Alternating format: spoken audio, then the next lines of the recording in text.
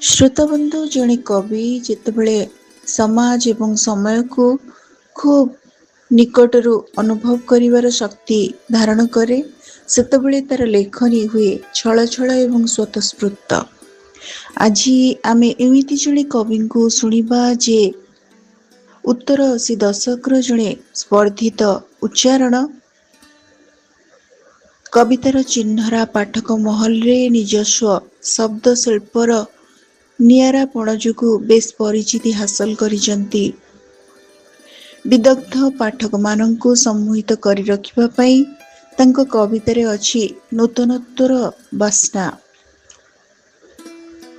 କବି ଡକ୍ଟର ଭରତ ବେହେରା କଠୋର ବାସ୍ତବତାର ସଂଘାତ ସହ ଊର୍ଦ୍ଧ୍ୱ ଉଡ୍ଡାଣ ତାଙ୍କ କବି ସତ୍ତାକୁ ଦିଗନ୍ତ ପ୍ରସାରୀ କରିପାରିଛି। କବି ଭରତ ବେହେରାଙ୍କର ଅନ୍ୟାନ୍ୟ କବିତା ପୁସ୍ତକରେ ରହିଛି କୁହୁଳା ଭୂଇଁ, ପକ୍ଷ ପରାଗ, ମୌନାବତୀ ମାଟି, ମୁଦ୍ରିତ ମହକ ପ୍ରମୁଖ।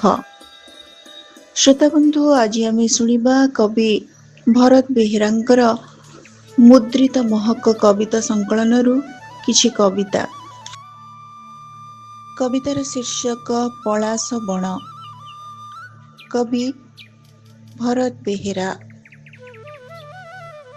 ସ୍ୱର୍ଗର ଅପ୍ସରା ନା ସବା ଅଗଡାଳରେ ଫୁଟିଥିବା ଫୁଲ? ସ୍ୱର୍ଗର ଅପ୍ସରା ନା ସବା ଅଗଡାଳରେ ଫୁଟିଥିବା ଫୁଲ? ମାଟିର ଦେବୀ ନା ମହୁଲ ଫୁଲିଆ ପରି? କାହାର ସାନ୍ନିଧ୍ୟ ଲାଗି ସ୍ୱପ୍ନ ଦେଖୁଥିଲ? ଅନାଧୂଳି ରାସ୍ତା ପାଖରୁ ଖୋଜି ଆଣିଥିଲ ପଳାଶ ବଣର ଶୁଖିଲା ମହକ? ନା ଥିଲା ବାସ୍ନା, ନା କେବେ ହୋଇପାରେ ଦେବତାଙ୍କ ହୃଦୟର ଅନ୍ତରଙ୍ଗ ମାଳା? ଏତେ ଘାରି ହେଉଛ କାହିଁକି ଶୈଳେଶ? ଏତେ ଘାରି ହେଉଛ କାହିଁକି ଶୈଳେଶ? ଏବେ ତ ବଦଳି ଗଲାଣି ଥଳକୂଳ ସୀମା, ବଦଳି ଗଲାଣି ନଈପଠା, ପାଗ ବଗଚରା। ଆଉ ଥରେ ସ୍ୱପ୍ନ ଦେଖ ଶୈଳେଶ। ଦେବୀ କି ଅପ୍ସରା ନୁହେଁ, ଦେବୀ କି ଅପ୍ସରା ନୁହେଁ, ଶୂଳା ଶୂଳା ମାଟି ପିଣ୍ଡୁଳାକୁ ସୁବର୍ଣ୍ଣରେ ରୂପାନ୍ତର କରୁଥିବା ଭବ୍ୟା ଭୂମିକନ୍ୟା। ଭରସା ରଖ କଅଁଳିବା ପ୍ରତ୍ୟାଶାରେ ଥୁଣ୍ଟା ହୋଇଛି ଦ୍ରୁମ। ଆଲୋକ ଆଶାରେ ନିଥର ହୋଇଛି ଅନ୍ତରଙ୍ଗ ମଧୁଶଯ୍ୟା ଘର। ଦୁଃଖକୁ ଆବୋରି ନିଅ ଶୈଳେଶ, ଦୁଃଖକୁ ଆବୋରି ନିଅ ଶୈଳେଶ, ପରଖି ପାରିବ ଭିନ୍ନ ଭିନ୍ନ ମୁହଁମାନଙ୍କର ଧଳା ଅଭିନୟ, ଭିନ୍ନ ଭିନ୍ନ ମୁହଁମାନଙ୍କର ଧଳା ଅଭିନୟ। ଶ୍ରୋତାବନ୍ଧୁ, ଆଜି ଆମେ ଶୁଣୁଛେ ଆମ ସମୟର ଜଣେ ବିଶ୍ୱସ୍ତ ଉଚ୍ଚାରଣ, ଏକ ସ୍ପର୍ଦ୍ଧିତ ନାମ କବି ଭରତ ବେହେରାଙ୍କୁ।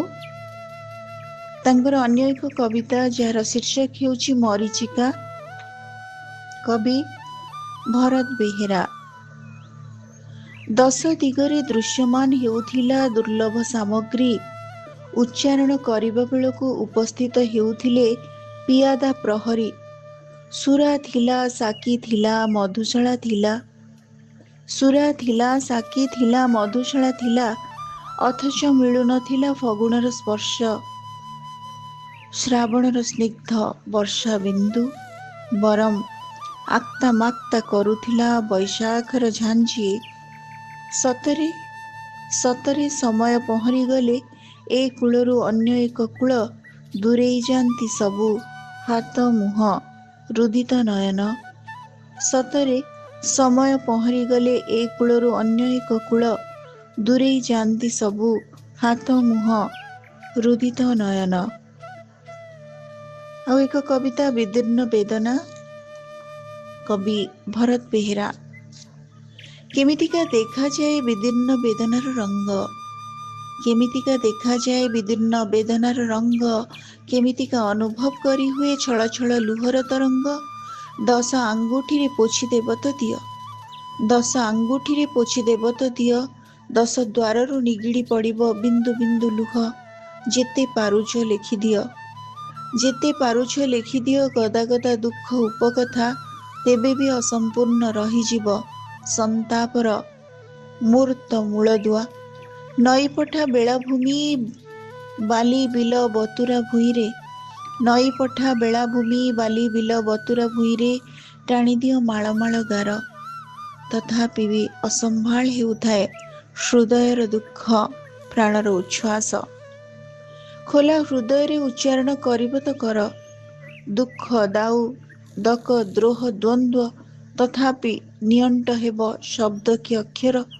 ଯେତେ ପାରୁଛ ଆଙ୍କି ଦିଅ, ଯେତେ ପାରୁଛ ଆଙ୍କି ଦିଅ ଦୁଃଖର ଦୁର୍ଲଭ ଚିତ୍ର, ନିଅଣ୍ଟ ହେବ ତଥାପି କାନଭାସର କାୟା। ବାରମ୍ବାର ଚୋଟ ମାରୁଥାଏ ଦୁଃଖ, ବାରମ୍ବାର ଚୋଟ ମାରୁଥାଏ ଦୁଃଖ ମାନବିକ ନଶ୍ୱର ଦେହକୁ, ବନ୍ଦ ହେବା ଯାଏ ନାକର ନିଶ୍ୱାସ।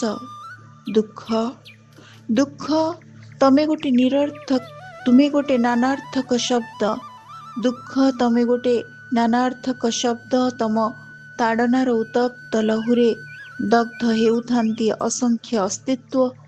ଭିତର କି ସୀମାପାର ଭୌଗୋଳିକ ଦିଶା, ଭିତର କି ସୀମାପାର ଭୌଗୋଳିକ ଦିଶା।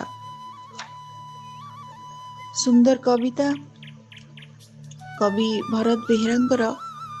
ଆଉ ଗୋଟେ କବିତା, କବିତାର ଶୀର୍ଷକ ହେଉଛି ସାବିତ୍ରୀ। ସାବିତ୍ରୀଙ୍କୁ ସେ କେଉଁ ଦୃଷ୍ଟିରେ ଆଉ ଟିକେ ଆଗକୁ ଯାଇ ଆଉ ଟିକେ ପାଦେ ଆଗେଇ କେମିତି ଆଲୋଚନା କରୁଛନ୍ତି, କେମିତି ବର୍ଣ୍ଣନା କରିଛନ୍ତି, ଆମେ ଦେଖିବା। କବିତା ସାବିତ୍ରୀ। ଗୋଟିଏ ଦାୟରେ ଦୃଷ୍ଟିରେ ପାଦ ବଢ଼େଇଛି, ପୁରାଣର ଉପକଥାର ସେ ନୁହେଁ ସୁଆଗୀ ଚରିତ୍ର, ବରଂ ମଜବୁତ କରିବାକୁ ଚାହେଁ ପାଦତଳ ମାଟିର ଆକୃତି। ତାର ଭ୍ରମ ସମ୍ଭ୍ରମ ଅବଶ କିମ୍ବା ବିବଶ ଅବିଦିତ ଅବସ୍ଥିତି ସମ୍ପର୍କରେ ପଚାରନି ଗୋଟିଏ ବି ପ୍ରଶ୍ନ। ଅକସ୍ମାତ୍ ହତଜ୍ଞାନ ହୋଇଯିବ ତାର ଚିତ୍ରିତ ଚେତନା। ଏବେ ଅନ୍ଧକାର ଅଧ୍ୟାୟରୁ ଆଲୋକର ଅନ୍ୱେଷରେ ବଢ଼ୁଛି ତା ବର୍ଦ୍ଧିକା କଦମ। କୁହ, କୁହ ଏବେ କେଉଁଠି ଥିବ ସାବିତ୍ରୀ? କୁହ ଏବେ କେଉଁଠି ଥିବ ସାବିତ୍ରୀ? ନିବୃତ ମଡେଲିଂ ଗୃହରେ, ମଧୁଶାଳାର ମହଲ ଭିତରେ, ବିଜ୍ଞାପନ ବିପଣୀ ପର୍ଦ୍ଦାରେ, ନା ଆଉ ଦପ୍ତର କକ୍ଷରେ? ତା କପାଳକୁ କବଳିତ କରିନାହିଁ ଆଉ ଅବଳାର ଅବାଞ୍ଛିତ ଅଶ୍ରୁ, ବରଂ ଗୋଟେ ନିଶ୍ଚଳ ନଜର ମଜବୁତ କରିଅଛି ତା ଚେତନାର ମୌନ ମୂଳଦୁଆ। ସ୍ପର୍ଦ୍ଧାରେ ବେଖାତିର କରିଅଛି ପାପ ତାପ କୂଳ କଳଙ୍କକୁ, ଚରିତ୍ରର ମସ୍ତବଡ଼ ମର୍ମସ୍ଥଳରେ ଯୋଗ କରିଅଛି ନୂଆ ନୂଆ ଦିଗ, ପ୍ରଲମ୍ବିତ କରିଅଛି ଗନ୍ତବ୍ୟର ସୀମା ସରହଦ। ଶୁଣ, ଶୁଣ ଗୋଟିଏ ନାମ ନୁହେଁ ସାବିତ୍ରୀ, ଶୁଣ ଗୋଟିଏ ନାମ ନୁହେଁ ସାବିତ୍ରୀ, ଗୋଟିଏ ନିର୍ଜଳା ବ୍ରତ ନୁହେଁ ସାବିତ୍ରୀ, ବରଂ ସାବିତ୍ରୀ ଗୋଟିଏ ଉଷ୍ମ ଉଲ୍ଲମ୍ଫନର ଅବିଶ୍ରାନ୍ତ ଆଭା, ବରଂ ସାବିତ୍ରୀ ଗୋଟିଏ ଉଷ୍ମ ଉଲ୍ଲମ୍ଫନର ଅବିଶ୍ରାନ୍ତ ଆଭା। ସୁନ୍ଦର କବିତା କବି ଭରତ ବେହେରାଙ୍କର। ଶେଷ କବିତା ଆପଣମାନଙ୍କ ଉଦ୍ଦେଶ୍ୟରେ। ଶୀର୍ଷକ ହେଉଛି ଅନ୍ୟ ଗୋଟେ ଆରମ୍ଭ। କବି ଭରତ ବେହେରା। ଆକାଶରେ ନଥିଲା ତାରା କିମ୍ବା ଜହ୍ନ, ଆକାଶରେ ନଥିଲା ତାରା କିମ୍ବା ଜହ୍ନ, ବିଜି ବିଜି ଅନ୍ଧାରରେ ଭରପୁର ଥିଲା ବିସ୍ତୀର୍ଣ୍ଣ ଦିଗନ୍ତ। ଦିଶୁନଥିଲା ରାସ୍ତା, ଦିଶୁନଥିଲା କାହାର ନା କାହାର ଝାପ୍ସା ପ୍ରତିବିମ୍ବ। ଘର ଫେରନ୍ତା ମଣିଷଙ୍କ ପାଦ ଶବ୍ଦରେ ଶବ୍ଦେଇ ଯାଉଥିଲା ଅମାବାସ୍ୟା ଅନ୍ଧକାର ରାତି। ଦୀର୍ଘ ଶ୍ୱାସରେ ଉଷ୍ମେଇ ଯାଉଥିଲା ଅନ୍ଧାରିଆ ରାସ୍ତା। ଅତର୍ଚ୍ଛ ବର୍ଷା ପବନରେ କାହା ପିଣ୍ଡରେ ଅଟକିଗଲା ପାଦ ଯେ, ଗଧ ଭଳି ନିଃସର୍ତ୍ତ ଖଟିବାକୁ ହେଲା ଅର୍ଦ୍ଧେକ ଜୀବନ। କେବେ ଫର୍ଚ୍ଚା ହେବ ପୂର୍ବାଶା, କେବେ ଫର୍ଚ୍ଚା ହେବ ପୂର୍ବାଶା, ହଲଚଲ କରିଦେବ କେବେ ପରିଶ୍ରାନ୍ତ ଦେହ ଦେଉଳକୁ। ଜନ୍ମ ଲଗ୍ନରେ ଉଛୁଳି ପଡ଼ିଥିଲା ଭରପୁର ଜହ୍ନ ରାତିର ଜ୍ୟୋତ୍ସ୍ନା, ଅଥଚ ଗହ ଗହ ଅନ୍ଧକାର ପଖାଳି ଦେଲାଣି ଏବେକାର ଗନ୍ତବ୍ୟ ଦିଗନ୍ତ। ହେ ମୋର ଜନ୍ମ ଲଗ୍ନର ଉଛୁଳା ଜହ୍ନ ରାତି, ହେ ମୋର ଜନ୍ମ ଲଗ୍ନର ଉଛୁଳା ଜହ୍ନ ରାତି, କୁହ, କୁହ ତମେ କେବେ ଆସିବ ପାଖକୁ? ରାକା ରଜନୀରେ ଦେଖେଇ ଦେବି ଚୋଟ ମାରି ବାରମ୍ବାର କ୍ଷତ କରିଥିବା ତମ ତମ ନାଗୁଣୀର ବିଷଦାନ୍ତ ଦାଗ। ତମେ ଆସିବ ନା ଜହ୍ନ ରାତି? ତମେ ଆସିବ ନା ଜହ୍ନ ରାତି? ଏବେ ନହେଲେ ବି ବିଳମ୍ବରେ।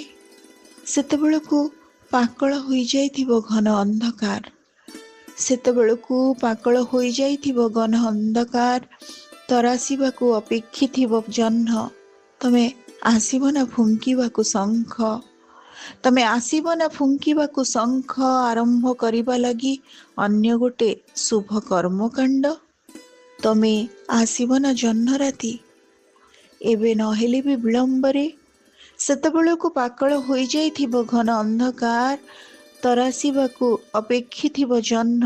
ତମେ ଆସିବ ନା ଫୁଙ୍କିବାକୁ ଶଙ୍ଖ, ଆରମ୍ଭ କରିବା ଲାଗି ଅନ୍ୟ ଗୋଟେ ଶୁଭ କର୍ମକାଣ୍ଡ, ଅନ୍ୟ ଗୋଟେ ଶୁଭ କର୍ମକାଣ୍ଡ। ଶ୍ରୋତାବନ୍ଧୁ, ଆଜି ଆମେ ଶୁଣୁଥିଲେ ଆମ ସମୟର ସମକାଳର ଜଣେ ବିଶିଷ୍ଟ କବିଙ୍କୁ, କବି ଡକ୍ଟର ଭରତ ବେହେରାଙ୍କୁ। ଆମେ ଶୁଣିଲେ ତାଙ୍କ ମୁଦ୍ରିତ ମହକ କବିତା ସଂକଳନର କିଛି ସୁନ୍ଦର ସୁନ୍ଦର କବିତା।